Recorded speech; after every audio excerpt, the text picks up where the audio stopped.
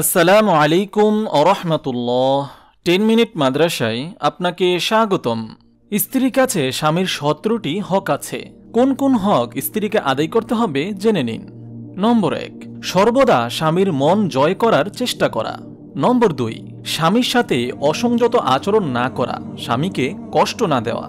নম্বর 3, শরীয়ত সম্মত প্রত্যেক কাজে স্বামীর আনুগত্য করা এবং শরীয়ত বিরোধী কাজে অপারগতা তুলে ধরা এবং স্বামীর সাথে নরম ভাষায় কথা বলা। নম্বর 4, প্রয়োজনের অতিরিক্ত ভরণ পোষণ দাবি না করা। নম্বর 5, পরপুরুষের সাথে কোনো ধরনের সম্পর্ক না রাখা। নম্বর 6, স্বামীর অনুমতি ছাড়া কাউকে ঘরে ঢুকতে না দেওয়া।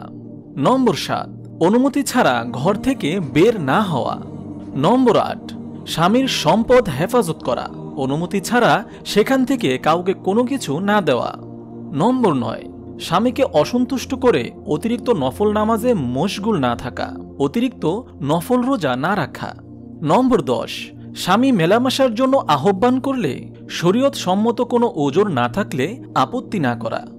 নম্বর 11, স্বামীর আমানত হিসেবে নিজের ইজ্জত আবরু হেফাজত করা, কোনো ধরনের খেয়ানত না করা। নম্বর 12, স্বামী দরিদ্র কিংবা অসুন্দর হওয়ার কারণে তাকে তুচ্ছ না করা। নম্বর 13, স্বামীকে কোনো গুনাহের কাজ করতে দেখলে আদবের সাথে সম্মানের সাথে নরম মেজাজে তাকে বোঝানো এবং তাকে বিরত রাখা। নম্বর 14, স্বামীর নাম ধরে না ডাকা। নম্বর 15, কারো কাছে স্বামীর দোষ ত্রুটি বর্ণনা না করা।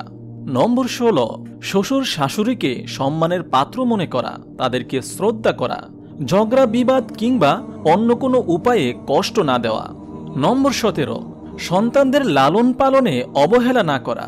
মহান আল্লাহ তাআলা আমাদের সকল মা বোনদেরকে স্বামীর হক যথাযথভাবে আদায় করার তৌফিক দান করুন, আমিন। আপনি যদি এরকম ভিডিও আরও পেতে চান তাহলে এই চ্যানেলটি সাবস্ক্রাইব করে পাশে রাখা বেল আইকনটি অন করে দিন।